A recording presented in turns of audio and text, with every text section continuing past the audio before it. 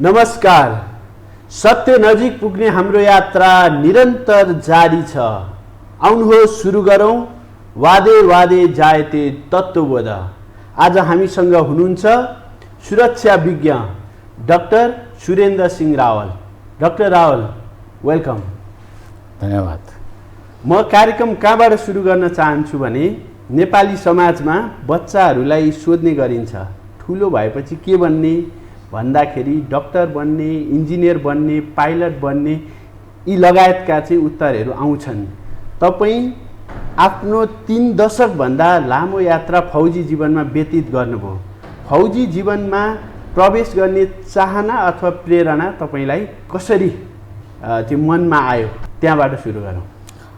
म सुरुदेखि नै फौजमा जाने त्यस्तो उत्सुक खालको मान्छे चाहिँ थिइनँ। म अलिकति शान्तप्रेमी, अहिंसावादी, विद्यालयमा पनि चाहिँ नि रेड क्रस अन्तर्गत जुनियर रेड क्रस सर्कलमा चाहिँ नि विभिन्न समाज सेवाको काम गर्ने। म त्यही सिलसिलामा प्रवेशिका परीक्षा दिइसकेपछि सिन्धुपाल्चोक जिल्लामा 45 दिनसम्म यही जुनियर रेड क्रसको कार्यक्रममा यो विभिन्न किसिमको चाहिँ नि त्यहाँ तालिम दिने, विभिन्न किसिमको चाहिँ नि कार्यक्रमहरू सञ्चालन गर्ने त्यस्तो काममा लागेको थिएँ। तर के भयो भने म आइएससी सकेर चाहिँ नि बिएससी पढिरहेको थिएँ अमृत साइन्स कलेजमा। त्यसपछि मेरा केही साथीहरू चाहिँ नि अब आर्मीमा जानुपर्छ, आर्मीमा चाहिँ अब एउटा इज्जतको लागि, एउटा प्रतिष्ठाको लागि युनिफर्म लगाउने आदि कुरा हुन्छ भन्ने भइसकेपछि र मेरो जेठो दाजु चाहिँ नि उहाँ पनि आर्मीमा पहिला चाहिँ नि अफसर क्याडेटमा उहाँले ट्राई गर्नुभएको थियो, उहाँलाई इन्ट्रेस्ट थियो। आफूले विभिन्न कारणले गर्दाखेरि उहाँ सफल हुनु भएन। त्यसपछि मेरो भाइ जाओस् भन्ने उहाँको चाहना थियो। अब त्यो पनि एक किसिमको कता कता त्यो पनि थियो, एक किसिमको प्रेरणा भयो भने। त्यसपछि गएर चाहिँ नि दरखास्त खुलेको बेलामा गएर हामीले साथीभाइ मिलेर दियौँ र कति 6-7 महिना जति चाहिँ विभिन्न किसिमको परीक्षाहरू हुन्छ त्यहाँ, त्यो परीक्षा भयो र हामी पास पनि भयो। र पास भइसकेपछि अब जाने नजाने भन्ने किसिमको एक किसिमको दोधार पनि भइरहेको थियो र यसै सिलसिलामा गइयो। भित्र गइसकेपछि चाहिँ नि मलाई चाहिँ एउटा प्रोफेसनल सोल्जर भएर चाहिँ नि गर्नुपर्छ भन्ने चाहिँ त्यसपछि लाग्यो र मैले आफ्नो चाहिँ सेवाकाल 32 वर्ष मैले नेपाली सेनामा काम गर्दाखेरि आफूलाई एउटा प्रोफेसनल सोल्जरको रूपमा चाहिँ उभ्याउने हरसम्म प्रयास गरेँ, हरेक चाहिँ नि समयमा, हरेक तहमा। र यसै सिलसिलामा चाहिँ नि विभिन्न अवसरहरू पनि प्राप्त भयो नेपाली सेनाबाट, राज्यबाट। मैले स्वदेशमा पनि धेरै भ्रमण गरेँ कामको सिलसिलामा। अब तपाईँलाई कहाँ लान चाहन्छु भने जस्तो यो तपाईँले झन्डै 3 दशकभन्दा लामो समय फौजी जीवनमा चाहिँ योगदान गर्नुभयो। यो सामान्य नागरिकको जीवन र फौजी जीवनमा तपाईँले के भिन्नता, के फरक महसुस गर्नुभयो, त्यो भनिदिनुहोस् न। अब फरक छ, किन भन्दाखेरि अब फौजी जीवनमा गइसकेपछि त्यहाँ अलिकति अनुशासन पनि कठोर हुन्छ, त्यहाँ तालिम पनि अलिक कठोर गर्नुपर्छ र फौजीको मुख्य उद्देश्य नै अब देशको रक्षा गर्ने भएको हुनाले बाहिरभन्दा चाहिँ नि त्यहाँको भित्र जीवनशैलीहरू फरक हुन्छ। हामी चाहिँ नि समूहमा बस्नुपर्छ र हामीले भनेको बेलामा चाहिँ नि बिदा छुट्टी जान पाउँदैनौँ। हाम्रा चाहिँ नि कतिपय चाहिँ नि मानव अधिकारकै कुरा गर्ने हो भने मानव अधिकारहरू कटौती हुन्छन्। हामीले चाहिँ नि बाहिर गएर चाहिँ नि जे पाए त्यो बोल्न पाउँदैनौँ, जे पाए त्यो लेख्न पाउँदैनौँ। र त्यस कारणले गर्दाखेरि फौजी जीवन र बाहिर जीवन धेरै फरक हुन्छ एक हिसाबले हेर्ने हो भने। र अब कुनै हिसाबले अर्को चाहिँ नि दृष्टिकोणबाट हेर्दाखेरि कतिपय कुरा समानता पनि छन्, किनभने हामी यही समाजबाट आएको मानिसहरू हौँ होइन। समाजको चाहिँ नि एक किसिमको चाहिँ नि त्यो ऐनाको रूपमा चाहिँ नि हाम्रो चाहिँ नि त्यहाँ प्रतिबिम्बित भइरहेको हुन्छ। समाजमा भएका चाहिँ नि कुनै पनि किसिमका चाहिँ नि घटनाहरू, कुनै किसिमका खराब असल सबै किसिमका घटनाहरूले चाहिँ नि नेपाली सेनामा पनि प्रभाव पार्छ र नेपाली सेनामा भएका चाहिँ नि विभिन्न गतिविधिहरूले समाजलाई पनि हामी प्रभाव पार्छ। त्यसले गर्दाखेरि हामी फरक पनि छौँ एक हिसाबले र एक हिसाबले हामीमा धेरै समानता पनि छ। त्यस कारणले हामी समाजबाट अलग्गै पृथक भएको, हामी अर्कै ग्रहबाट आएको जस्तो पनि होइन, त्यसलाई त्यसरी पनि हेर्नु हुँदैन। यदि हामीले त्यसरी हेऱ्यौँ भने तैँले हामीले समाजलाई जुन उद्देश्यले हामी चाहिँ नि सेनामा आछौँ त्यो यो किसिमको योगदान हामी नदिन सक्छौँ होइन। हामी यो समाजकै चाहिँ नि एउटा चाहिँ हिस्सा हौँ। अहिले हामी एउटा चाहिँ नि निश्चित उद्देश्यको लागि चाहिँ नि सैनिक सङ्गठनभित्र आछौँ भन्ने हामीले सोच्यो भने हामीले त्यो समाजमा चाहिँ नि निरन्तर रूपमा चाहिँ हाम्रो लगाव रहिरहन्छ। समाजको गतिविधिमा हाम्रो चाहिँ नि हामीले त्यसलाई हेरिराखेका हुन्छौँ, मोनिटर गरिराखेका हुन्छौँ। र चाहिँ नि त्यही अनुसारको चाहिँ हाम्रो चाहिँ नि भित्र पनि प्रतिक्रियाहरू हामी चाहिँ तयारीहरू भइरहेको छ। त्योसँग यो त व्यक्तिगत जीवनका केही भावनात्मक कुराहरू पनि भए होइन। अब जस्तो तपाईँले झन्डै 3 दशक लामो समय फौजी जीवन व्यतीत गर्दै गर्दा तपाईँ अब नेपाली सेनाको सहायक रथी समेत बन्नुभयो होइन। यो समय चक्रमा तपाईँले चाहिँ नेपालको सन्दर्भमा चाहिँ सुरक्षा चुनौतीहरू चाहिँ के हुन् भन्ने लाग्छ तपाईँलाई? यो सुरक्षा चुनौती भनेको अलिकति बृहत विषय नै छ। यसलाई चाहिँ हामीले चाहिँ बृहत रूपमा हेर्नुपर्छ। वर्तमान परिप्रेक्ष्यमा चाहिँ नि सुरक्षा चुनौतीहरूका चाहिँ विभिन्न आयामहरू हुन्छन्। अब यसलाई मुख्य रूपमा चाहिँ हामीले दुई किसिमले हेर्नुपर्छ जस्तो लाग्छ मलाई। एउटा आन्तरिक चाहिँ नि के छ, सुरक्षाको चाहिँ एउटा वातावरण हुन्छ र चाहिँ नि देशभित्रैका वातावरण के छ र देश बाहिरको वातावरण के छ, यसले चाहिँ नि हामीलाई चाहिँ नि प्रभाव पार्छ। अहिले पछिल्लो परिस्थितिलाई हामीले हेर्ने हो भने देशभित्र वातावरण फरक हुँदै गइरहेको छ। किनभने अहिले चाहिँ नि केही समय यता चाहिँ नि हाम्रो चाहिँ नि सामाजिक राजनैतिक चाहिँ एउटा परिवर्तनहरू भएका छन् र जुन चाहिँ नि नेपालको संविधान 2072 मा पनि कतिपय कुराहरू प्रतिबिम्बित भएका छन्। चाहिँ जुन किसिमका चाहिँ नि सामाजिक राजनीतिक चाहिँ परिवर्तनका चाहना राखेका छन् त्यो कुराहरू त्यहाँ भएका छन्। भनेपछि हाम्रो यो आन्तरिक एउटा चाहिँ नि वातावरणमा चाहिँ नि एउटा निश्चित किसिमको चाहिँ परिवर्तन आएको छ।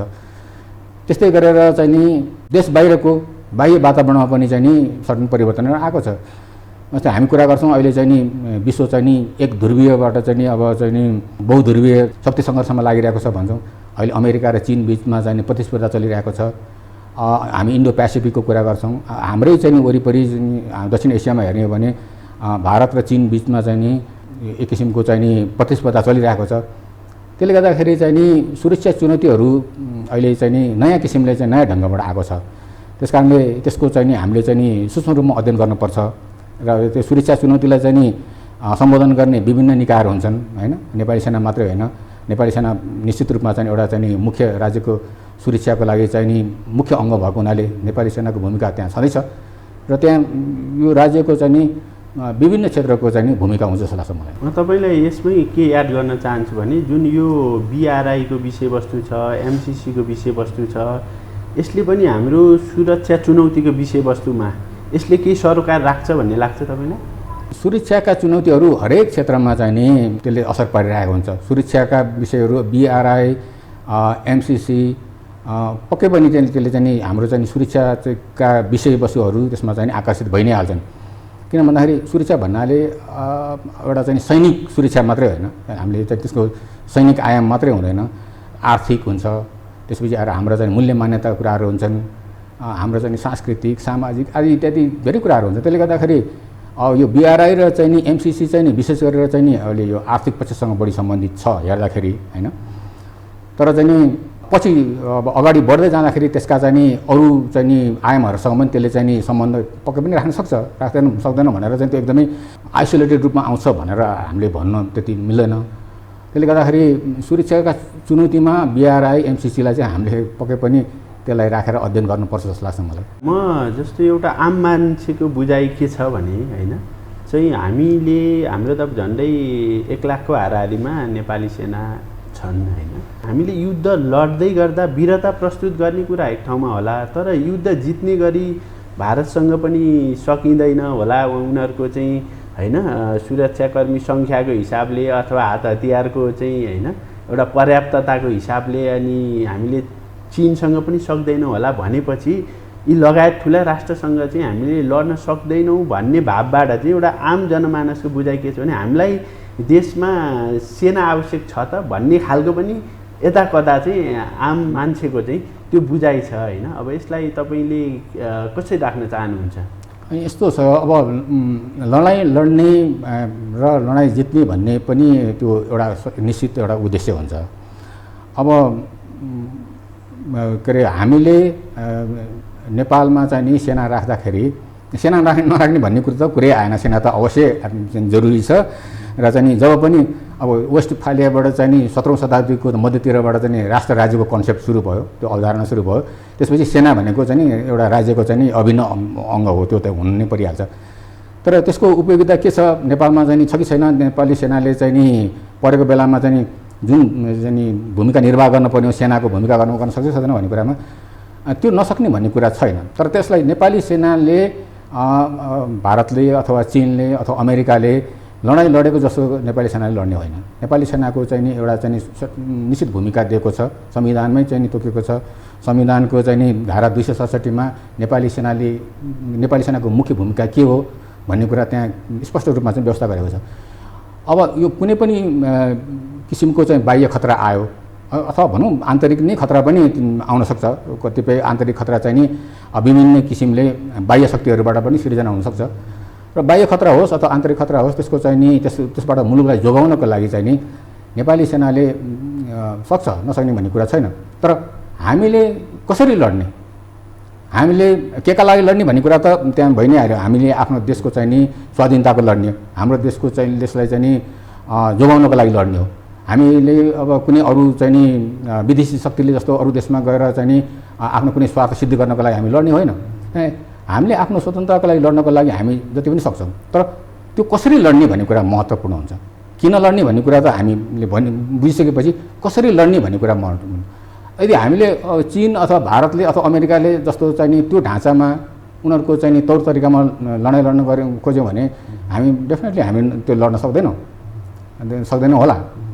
तर यदि हामीले हाम्रो आफ्नै ढाँचामा हाम्रो चाहिँ नि भूगोल, हाम्रो चाहिँ नि भूराजनीति, हाम्रो चाहिँ नि एउटा चाहिँ नि परम्परागत रूपमा आएको चाहिँ हाम्रो एउटा चाहिँ नि एउटा अनुभव, हामीले चाहिँ नि नेपालको एकीकरण गर्दाखेरि नै हामीले चाहिँ नि सिकेको चाहिँ नि कुराहरू छ।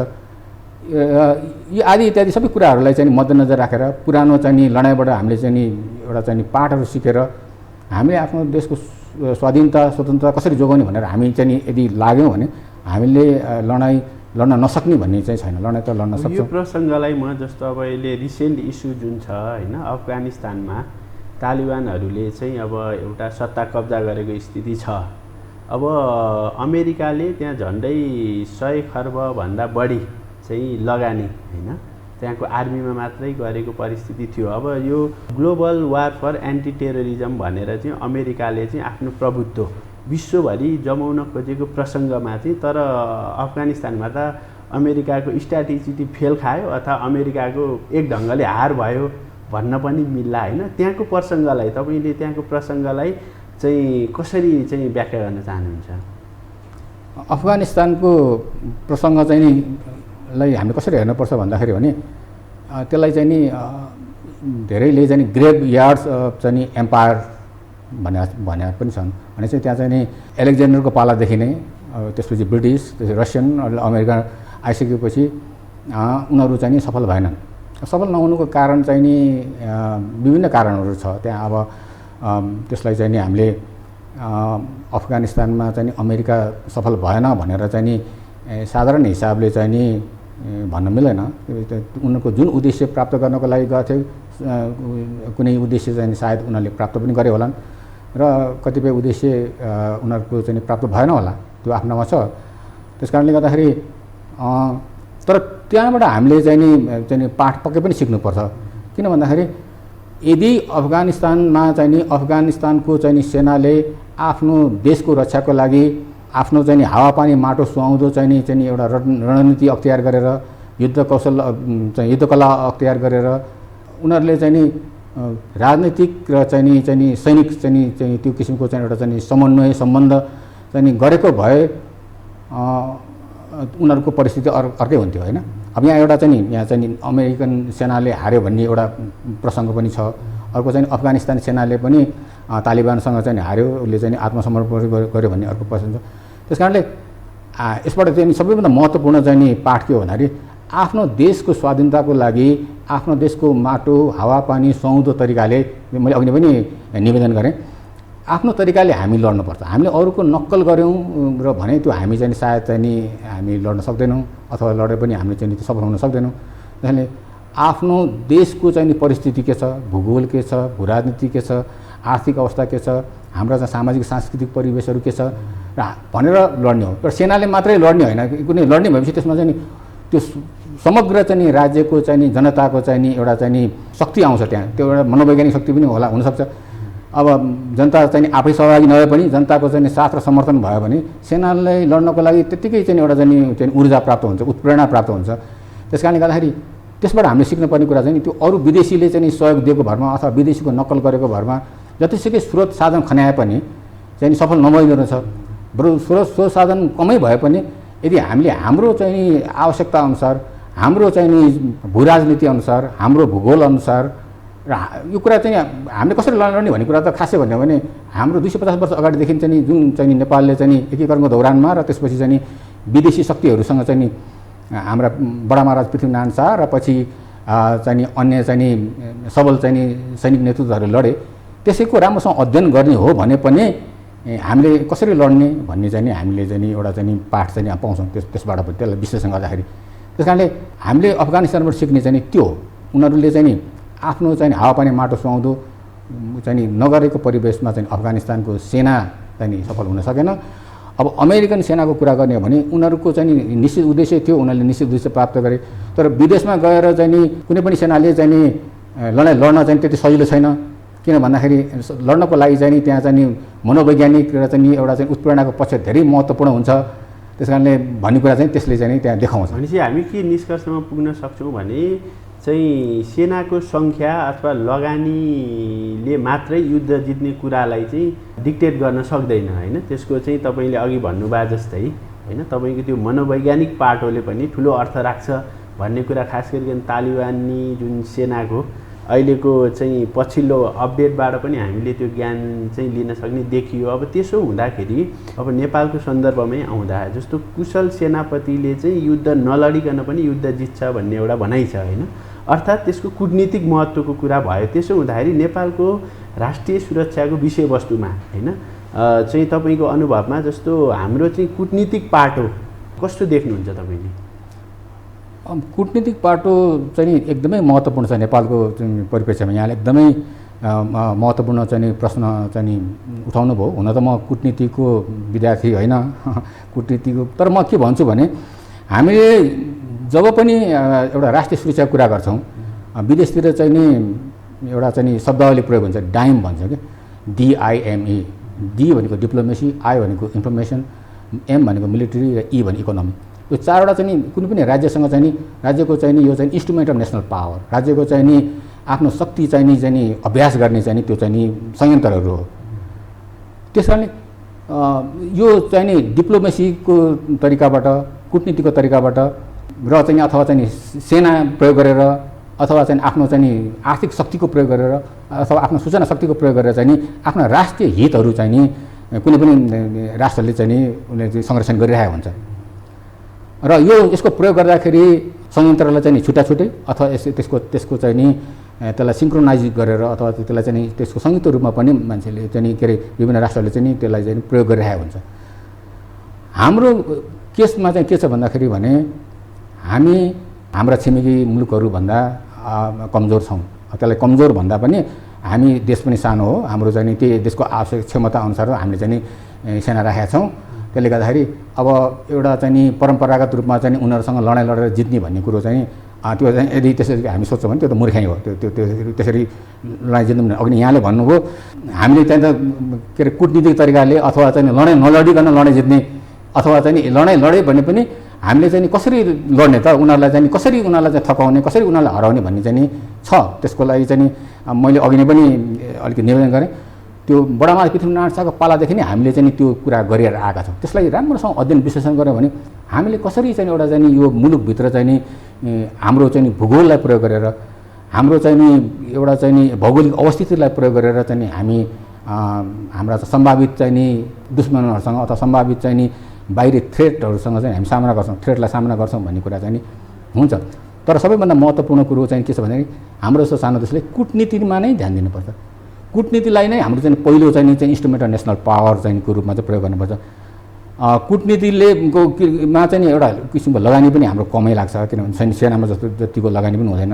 अनि अर्को कुरा कूटनीति भनेको चाहिँ एउटा चाहिँ हेर्दाखेरि चाहिँ एउटा नम्र, एउटा बिनाइन पावर पनि हो।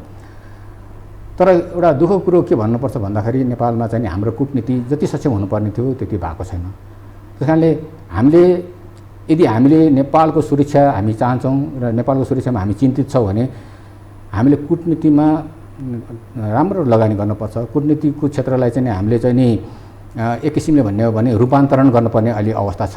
अहिले धेरै बाहिर चाहिँ नि सूचनाहरू पनि आएको छ, धेरै चाहिँ नि हामीले चाहिँ पढ्छौँ पनि। कुटनीतिमा चाहिँ धेरै समस्या छ। अब भनेर अब कुटनीतिले काम गरेको छैन भन्ने कुरा त होइन, उहाँहरूले चाहिँ सकेको काम गरिरहनु भएको छ, हामीले चाहिँ सर्टेन उपलब्धि पनि हासिल गरेका छौँ। तर बदलिँदो परिस्थितिमा हाम्रो कुटनीति चाहिँ नि निकै चाहिँ नि सबल हुन चाहिँ जरुरी छ। नयाँ ढङ्गले अपडेट गर्न पनि आवश्यकता देखिन्छ भन्ने। म तपाईँलाई कहाँ लान चाहन्छु भने जस्तो हाम्रो देशमा पटक पटक हरेक समय यो सीमाका विवादहरू देखिरहन्छ होइन। अब लिपुलेक लिम्पिया धुरा लगायतको कुरा त अब धेरै नै होइन आइराखेकै छ। यो सीमा सुरक्षाको निम्ति नेपाली सेनाको चाहिँ भूमिका के रहन्छ भन्ने लाग्छ तपाईँलाई? अब यो सीमा सुरक्षा चाहिँ नि एउटा सेनाको मात्रै जिम्मेवारी होइन, यसमा चाहिँ हामी समग्र चाहिँ नि राज्य नै लाग्ने कुरा हो। पक्कै पनि सेनाको एक किसिमको भूमिका हुन्छ, सशस्त्र प्रहरी बलको अर्को किसिमको भूमिका हुन्छ, नेपाल प्रहरीको पनि हुन्छ, राष्ट्रिय अनुसन्धान विभाग पनि हुन्छ, हामी जनताको पनि हुन्छ, हाम्रो सबै चाहिँ नि सरकारका चाहिँ नि सरकारी गैर सरकारी सबै निकायको भूमिका हुन्छ मेरो विचारमा।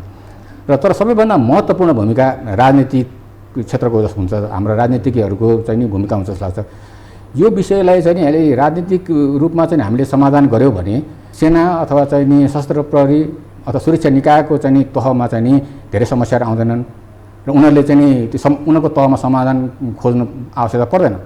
उदाहरणको लागि हाम्रो चाहिँ सन् 1960मा चाहिँ हामीले चाहिँ नि चीनसँग जब शान्ति र मैत्री सन्धि गऱ्यौँ त्यसपछि हाम्रो उत्तरतिर चाहिँ नि त्यति सीमा विवादहरू छैन। अहिले केही इस्युहरू आएको छ तर त्यो पनि ठुलो होइन, त्यसलाई पनि हामीले चाहिँ नि समाधान गर्न सक्छौँ, त्यो पनि कुटनीतिक राजनीतिक लेभलमा सकिहालिन्छ। तर दक्षिणतिर भारतसँगको हाम्रो चाहिँ जुन खुल्ला सिमाना छ त्यसको कारणले गर्दाखेरि चाहिँ नि समस्याहरू धेरै आइरहेको छ। अब त्यसको समाधान पनि राजनीतिक कुटनीतिक नै हो, त्यसमा कुनै शङ्का छैन। तर त्यति हुँदाहुँदै पनि नेपाली सेना सशस्त्र प्रहरी बलको चाहिँ भूमिका हुन्छ। त्यस कारणले गर्दा सशस्त्र प्रहरी बलको बिओपी चाहिँ नि अहिले चाहिँ बोर्डर एरियामा विस्तार गरिएको छ। नेपाली सेनाले पनि यो चाहिँ नि अहिले यो खुला सिमानाको कारणले गर्दाखेरि आउने समस्याहरूलाई चाहिँ नि सम्बोधन गर्नको लागि चाहिँ आफ्नो चाहिँ त्यो अनुसारको तयारी गर्नुपर्छ, त्यो अनुसारको रणनीति बनाउनुपर्छ। र तर त्यति गर्दा गर्दै पनि सेना र चाहिँ नि सशस्त्र प्रहरीमा चाहिँ नि सीमाको चाहिँ नि समस्या समाधान गर्न भर चाहिँ नि पर्नु चाहिँ नि त्यो चाहिँ नि त्यो एउटा दिगो अथवा चाहिँ नि दीर्घकालीन समाधान हो जस्तो मलाई लाग्दैन। अब यसमा जुन यो तपाईँले भन्नुभयो जुन आर्मी सशस्त्र प्रहरी अनि जनपद प्रहरी होइन, यो समन्वयको पनि एक ढङ्गको चुनौती देखिराखेको छ होइन। यो समन्वयको चाहिँ वैज्ञानिक प्रणाली अथवा के हुनसक्छ, के गर्दा उत्कृष्ट समन्वय हुनसक्छ भन्ने तपाईँलाई लाग्छ? सुरक्षा निकायहरूको एकदम महत्त्वपूर्ण प्रश्न हो। हामीले जब पनि राष्ट्रिय सुरक्षाका कुराहरू राष्ट्रलाई आउने चाहिँ नि चुनौतीका कुराहरू बाह्य आन्तरिक चुनौती कुराहरू गर्छौँ। नेपालमा चाहिँ नि अब हामी अहिले चाहिँ नि घातक चाहिँ नि शक्ति प्रयोग गर्ने चाहिँ नि 3वटा चाहिँ नि सुरक्षा निकायहरू छन्, नेपाली सेना, सशस्त्र प्रहरी र नेपाल प्रहरी, अर्को चाहिँ राष्ट्रिय अनुसन्धान विभाग पनि छ। तर यी सबै निकायहरूको चाहिँ नि एउटा चाहिँ नि समन्वयात्मक चाहिँ नि परिचालन भयो भने हामीले चाहिँ नि त्यसको समाधान चाहिँ नि असरदार ढङ्गले गर्न सक्छौँ। अब नेपालमा चाहिँ नि अहिले हाम्रो आन्तरिक सुरक्षाका चुनौतीहरू पनि छन्। अब अहिले माओवादी द्वन्द्व समाप्त भएर चाहिँ नि केही चाहिँ नि अब सशस्त्र द्वन्द्वका गतिविधि छैनन्, त्यसले गर्दाखेरि चाहिँ नि त्यति किसिमको सुरक्षा चुनौती छैन भन्ने हामीलाई लागिरहेछ। तर के भन्दाखेरि कुनै पनि बेलामा चाहिँ नि सुरक्षा चुनौतीहरू निस्किन सक्छन्, त्यो कुरा हामीले बुझ्नुपर्छ। चाणक्यले आफ्नो अर्थशास्त्रमा भनेका छन् अब यो आन्तरिक सुरक्षाको चुनौती भनेको घरमा लुकेर बसेको साँप जस्तो हो, कुनै पनि बेला चाहिँ नि डस्न सक्छ, एकदम खतरनाक हुन्छ भने। त्यस कारणले हामीले त्यसलाई चाहिँ नि यो अहिले त्यति धेरै चाहिँ नि अलिकति उग्र भएको छैन, त्यस कारणले गर्दाखेरि चाहिँ नि त्यो छैन भनेर चाहिँ हामीले त्यो सोच्नु हुँदैन। कुनै पनि बेला आउन सक्छ भन्ने कुरा हामीले सोच्नुपर्छ। त्यस कारणले गर्दाखेरि यी सबै सुरक्षा निकायहरूलाई चाहिँ कसरी समन्वय ढङ्गले चाहिँ हामीले चाहिँ परिचालन गर्ने भन्ने हामीले चाहिँ जहिले पनि सोचिरहनुपर्छ। त्यस्तै गरेर बाहिर सुरक्षाको सन्दर्भमा पनि पक्कै पनि चाहिँ सबै सुरक्षा निकायहरू चाहिँ नि समन्वयात्मक प्रयोग गर्नुपर्छ। यदि समन्वयात्मक प्रयोग भयो भने के हुन्छ भन्दाखेरि भने एउटा प्रभावकारी हुन्छ। अर्को चाहिँ नि जुन किसिमको चाहिँ अहिले हाम्रो चाहिँ नि स्रोत साधनको चाहिँ नि व्यय भइरहेछ, त्यो स्रोत साधनलाई चाहिँ हामीले चाहिँ नि अलिकति प्रभावकारी र कार्यप्रभावकारिता चाहिँ नि हामी चाहिँ देखाउन सक्छौँ। होइन भने हाम्रो चाहिँ नि अलिकति बढी चाहिँ नि कस्ट इफेक्टिभनेस चाहिँ नि त्यति चाहिँ देखिँदैन। अब यहाँले जुन कुरा उठाउनु भयो त्यसमा म एउटा कुरा के जोड्न चाहन्छु भने पहिला अब पञ्चायतकालमा चाहिँ नि सुरक्षा निकाय नेपाली सेना नेपाल प्रहरी मात्रै थियो, त्यो बेलामा सशस्त्र प्रहरी पछि आएको, त्यति राम्रो सम्बन्ध थिएन। अहिले त्यो चाहिँ नि अहिले लोकतन्त्र आइसकेपछि चाहिँ नि व्यक्तिगत तौरमा चाहिँ नि सुरक्षा निकायहरूको चाहिँ नि विभिन्न तहमा चाहिँ नि पहिलाको भन्दा सम्बन्ध राम्रो छ। त्यो किसिमको एउटा चाहिँ नि एक किसिमको चाहिँ नि अन्डरस्ट्यान्डिङ छ भनौँ। तर पनि जुन एउटा राष्ट्रिय सुरक्षाका चुनौतीहरूलाई सामना गर्नको लागि जुन किसिमको चाहिँ नि एउटा चाहिँ नि समन्वय हुनुपर्ने हो त्यो तहको समन्वय चाहिँ अझै पनि भइरहेको छ। त्यसमा अझै अपुगता देखिन्छ, त्यसमा आवश्यकता देखिन्छ। अनि त्यो सँगै जुन यो पछिल्लो समय जुन हाम्रो देशमा अहिले राजनीतिक रूपमा त हामी धेरै अपडेटमा छौँ होइन, त्यो सन्दर्भमा जुन नेपाली सेना चाहिँ फेरि यो 3+1 को जुन कमान्डमा गयो नि, झन्डै पञ्चायतकालीन संरचनाको कमान्डमा गयो होइन, त्यो कुरा हुन त अब एक ढङ्गले छलफलमा विवादमा आगो जस्तो पनि देखिन्छ होइन। यो कमान्डमा जाने कुरा कस्तो लाग्छ तपाईँलाई, यो विषयमा भनिदिनुहोस् न। अब यो विषयमा मैले पहिला पनि लेखेको छु। अब यसमा चाहिँ एउटा मुख्य कुरा के भन्दाखेरि भने हामी कुन कमान्डमा जाने अथवा हामी चाहिँ नि कसरी चाहिँ नि आफूलाई चाहिँ नि सुरक्षा चुनौतीहरूको लागि चाहिँ तयार गर्ने भन्ने विषय चाहिँ मा प्रवेश गर्नुभन्दा अगाडि सबैभन्दा मुख्य कुरो चाहिँ के छ भन्दाखेरि हामीलाई आउन सक्ने सुरक्षाका चुनौतीहरू के हुन् भन्ने कुरा चाहिँ हामीले बुझ्न जरुरी छ। यदि हामीले त्यो बुझेनौँ भने चाहिँ नि हामीले चाहिँ नि चाहिँ नि गाडाको अगाडि गोरु राख्ने जस्तो अवस्था हुन्छ। त्यस कारणले सबैभन्दा पहिलो कुरो चाहिँ नि नेपालमा बाह्य र आन्तरिक सुरक्षाका चुनौतीहरू के छन्, त्यो सुरक्षाका चुनौतीहरूको चाहिँ नि चरित्र कस्तो छ, त्यो सुरक्षा चुनौतीले चाहिँ नि हामीलाई चाहिँ नि कति किसिमको चाहिँ नि त्यसले चाहिँ नि हामीलाई चाहिँ एउटा खतरा चाहिँ दिन सक्छ र त्यो सुरक्षा चुनौती हुन सक्ने सम्भावना कतिको छ। अनि त्यसको लेखाजोखा गरिसकेपछि र त्यसमा चाहिँ नि त्यसमा सब नेपाली सेनाले मात्रै गर्यो भने त्यो एउटा एकाङ्गी हुन जान्छ। किन भन्दा नेपाली सेनाको एउटा आफ्नो दृष्टिकोण छ। त्यसमा चाहिँ नि सुरक्षाका चुनौती भन्नाले चाहिँ नि खालि सैनिक सुरक्षाका मात्रै कुराहरू आउँदैनन्। यहाँ विभिन्न चाहिँ आर्थिक सुरक्षाको कुरा, सांस्कृतिक सुरक्षाको कुरा, राजनीतिक सुरक्षाको कुरादेखि विभिन्न सुरक्षाका कुराहरू छन्। त्यसले गर्दाखेरि ती कुराहरू चाहिँ फेरि के हुन्छ भन्दाखेरि तीसँग एक आग्रहसँग चाहिँ गाँसिएका हुन्छन्। त्यसले गर्दाखेरि सबै चाहिँ नि जिम्मेवार निकायहरू बसेर सुरक्षाका चुनौतीहरूलाई हेर्ने एउटा दृष्टिकोण, एक खाले दृष्टिकोण चाहिँ र एक खाले चाहिँ एउटा चाहिँ नि हामी यो हो है, हामीलाई आउने सुरक्षा चुनौती यो हो, बाहिरबाट आउन सक्ने सुरक्षाको चुनौती यो हो, भित्र हुन सक्ने सुरक्षाको चुनौती हो भनेर चाहिँ एउटा चाहिँ नि एक किसिमको चाहिँ नि हाम्रो चाहिँ नि निर्ख्योल गरिसकेपछि त्यसपछि अब यसलाई हामीले चाहिँ नि कसरी चाहिँ नि त्यसलाई सम्बोधन गर्ने त।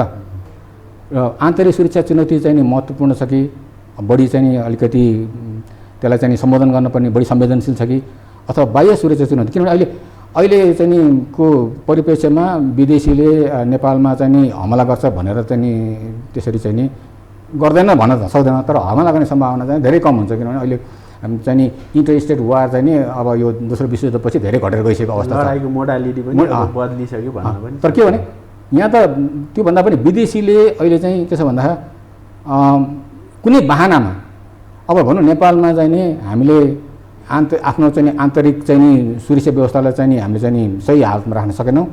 यहाँ चाहिँ भोलि चाहिँ नि भद्रकोलको अवस्था भयो, यहाँ चाहिँ नि यहाँको चाहिँ सुरक्षा निकायहरूले सेनाले यो चाहिँ नि यसलाई चाहिँ सम्बोधन गर्न सकेन भने त्यही बहानामा चाहिँ नि छिमेकीहरू चाहिँ नि एउटा सैनिक हस्तक्षेप गर्नलाई छिर्न सक्छन्। उनीहरूले भने नेपालमा चाहिँ नि उनीहरूले चाहिँ नि सुरक्षा चुनौतीहरूलाई सम्बोधन गर्न सकेनन्, भद्रकोलको अवस्था भयो र यसले हाम्रो चाहिँ नि सुरक्षामा चाहिँ चुनौती थप्यो। त्यस कारण हामीले चाहिँ सम्बोधन गर्नको लागि चाहिँ हामी जानुपर्छ, हामी बाध्य छौँ भनेर उनीहरू आउन सक्छन्। अहिले चाहिँ नि संयुक्त राष्ट्र सङ्घमा पनि एउटा चाहिँ नयाँ एउटा अवधारणा छ, त्यसलाई R2P भन्छ, रेस्पोन्सिबिलिटी टु प्रोटेक्ट भन्ने। भने मतलब यदि नेपालमा चाहिँ नि नेपाली जनताहरू चाहिँ नि को सुरक्षा चाहिँ नि नेपाली सुरक्षा निकायले गर्न सकेनन्, भोलि स्थिति आयो भने त्यो अवधारणालाई टेकेर पनि चाहिँ नि विदेशीहरू नेपालमा आउन सक्ने सम्भावना हुन्छ। त्यस कारणले हामीले बुझ्नुपर्ने मुख्य कुरो के छ भन्दाखेरि नेपालमा बाह्य सुरक्षाको चुनौती छैन भनेर हामी भन्न सक्दैनौँ। बाह्य हस्तक्षेप हुनसक्छ, तर त्यो बाह्य हस्तक्षेपको चाहिँ नि सूत्रधार त्यसको चाहिँ नि उत्पत्ति पनि कहाँ हुन्छ भन्दाखेरि उत्पत्ति चाहिँ कहाँ हुन्छ भन्दाखेरि नेपालभित्रै हुने सम्भावना छ। यदि नेपालमा हामीले आन्तरिक सुरक्षाका चुनौतीहरूलाई सम्बोधन गर्न सकेनौँ, नेपाल चाहिँ एउटा किसिमले भन्यो भने चाहिँ नि असफल राष्ट्र हुने परिस्थिति आयो भने विदेशीले पक्कै पनि हस्तक्षेप गर्छन्। अब यसमा जस्तो डाक्टर साहब जस्तो यो के भनिन्छ भने जस्तो यो बाह्य अथवा आन्तरिक सुरक्षा चुनौतीलाई चाहिँ होइन पार लगाउनको निम्ति देशका हरेक नागरिकलाई 18 वर्ष पुगेपछि चाहिँ सैनिक तालिम दिनुपर्छ भन्ने कुराहरू बेला बहसमा उठिराखेको देखिन्छ होइन। के लाग्छ तपाईँलाई यो 18 वर्ष पुगेका हरेक नागरिकलाई चाहिँ अनिवार्य सैनिक तालिम दिने विषयवस्तु कस्तो लाग्छ तपाईँलाई भनिदिनुहोस्। यो एउटा चाहिँ संसारभरि नै एउटा कन्स्क्रिप्टको अवधारणा छ। कन्स्क्रिप्टको अवधारणामा चाहिँ के हुन्छ भन्दाखेरि पनि एउटा सत्यन अवधि चाहिँ नि राष्ट्रको लागि चाहिँ नि सैनिक सेवा गर्ने भन्ने छ। कुनै राष्ट्रमा चाहिँ 18 महिना, कुनै राष्ट्रमा 2 वर्ष चाहिँ गर्ने, त्यसपछि चाहिँ ऊ फेरि आफ्नो चाहिँ नागरिक जीवनमा गएर चाहिँ उसले चाहिँ आफूले चाहेको पेसा अँगाल्न सक्छ र राष्ट्रले यदि भोलि आवश्यक पऱ्यो भने ऊ आउँछ। त्यस कारण त्यो अवधारणा चाहिँ नि कुनै चाहिँ नौलो अवधारणा होइन, त्यो चाहिँ विभिन्न देशमा अझै पनि त्यो चाहिँ अवलम्बन भइरहेको अवधारणा हो।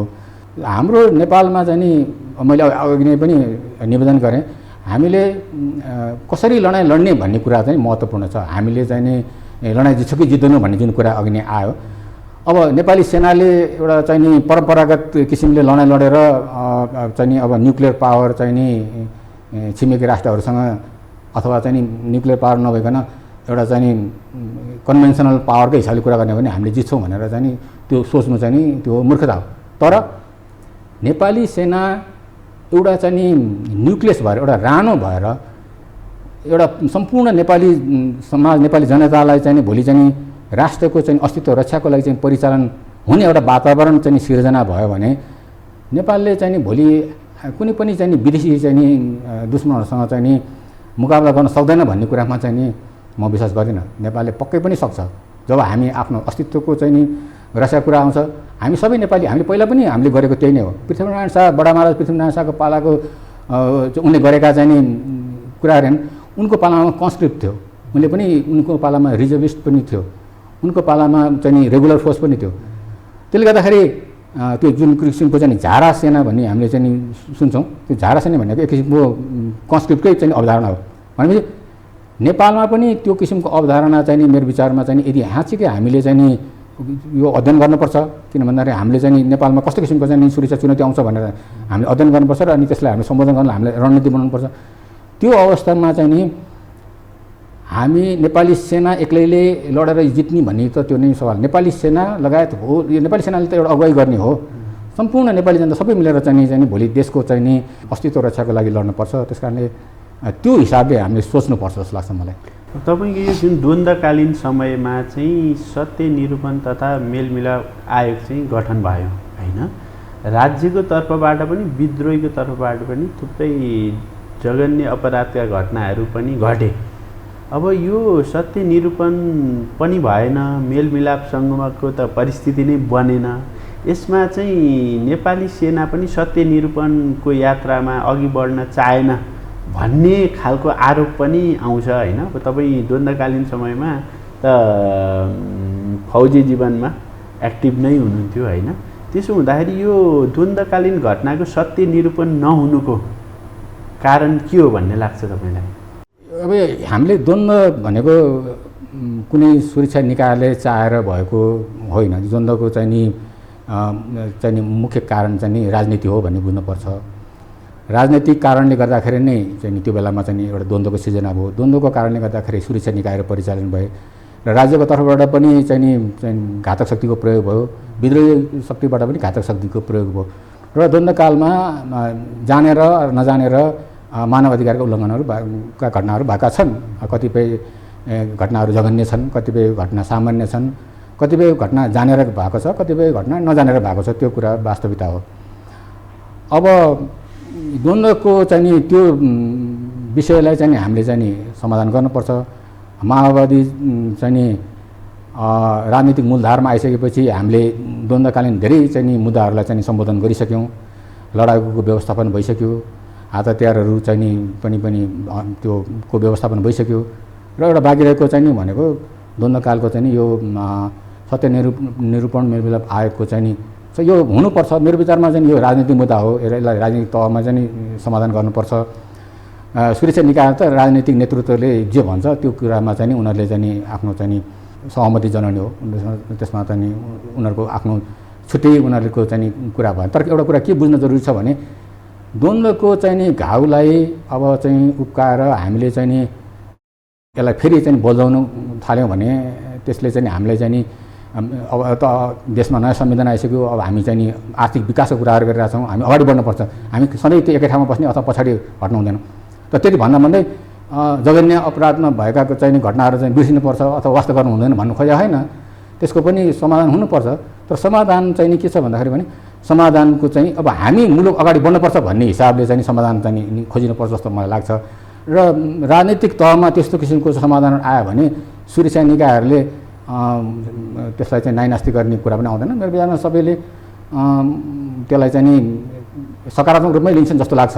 तर समाधान चाहिँ नि राजनीतिक तहमै छ जस्तो लाग्छ मेरो विचारमा। अब हामी कार्यक्रमको अन्त्यतिर आइसकेका छौँ डाक्टर रावल। अब तपाईँ सुरक्षा विज्ञको हिसाबले होइन, मैले सोध्न छुटेको केही प्रश्न र अथवा तपाईँले भन्ने पनि केही कुरा बाँकी छन् भन्ने लागेको छ भने राखिदिनुहोस् न। एउटा कुरा के भन्नुपर्छ भन्दाखेरि भने हामी जहिले पनि राष्ट्रिय हित नेसनल इन्ट्रेस्टको कुरा गर्छौँ। अब तर हाम्रो व्यवहारमा चाहिँ नि राष्ट्रिय हित अनुसार चाहिँ नि हामीले चाहिँ नि काम भइरहेको पाएको हुँदैनौँ धेरै जस्तो अवस्थामा। त्यस कारणले राष्ट्रिय हित जुन चाहिँ संविधानको धारा 5 मा पनि एकदम स्पष्ट रूपमा चाहिँ नि व्यवस्था गरेको छ, त्यो राष्ट्रिय हितलाई चाहिँ नि हामीले चाहिँ मध्यनजर राख्नुपर्छ। हरेक क्षेत्रको मान्छेले, चाहे चाहिँ सुरक्षा निकाय हो, सुरक्षा निकायले त त्यसै पनि गर्ने नै भइहाल्यो। अरू क्षेत्रले पनि राष्ट्रिय हितलाई चाहिँ हामीले बिर्सिनु हुँदैन। अरू विषयमा हाम्रा आफ्नै मूल्य मान्यता होलान्, हाम्रा आफ्नै चाहिँ सिद्धान्त होलान्, हाम्रा आफ्ना मतान्तर होलान्। तर राष्ट्रिय हितको सवालमा चाहिँ नि हामी चाहिँ नि कहिले पनि एकजुट हुनुपर्छ। कहिले पनि हामीले चाहिँ आफ्नो चाहिँ नि फरक धारणाहरू राख्नु हुँदैन जस्तो लाग्छ मलाई। अहिलेको नेपालमा चाहिँ नि त्यो किसिमको बुझाइको कमी भएको हो कि कतैतिर, अथवा कतिपय अवस्थामा चाहिँ बुझेर पनि नबुझेको जस्तो गरेको हो कि भन्ने देखिन्छ। म चाहिँ एउटा चाहिँ नि त्यो हुनुपर्छ भन्ने चाहिँ नि एउटा त्यो निवेदन गर्न चाहन्छु। डाक्टर रावल, तपाईँलाई आफ्नो समयको निम्ति हार्दिक धन्यवाद। धेरै धेरै धन्यवाद। दर्शकबिन, हामी प्रश्न गर्ने, प्रश्नसँगै छलफल संवाद अनि बहस गर्ने अनि सत्य नजिक पुग्ने हाम्रो यात्रा निरन्तर जारी छ र हामी अर्को एपिसोडमा फेरि भेट्ने बाचासहित बिदा चाहन्छौँ। हस्, धन्यवाद, नमस्कार।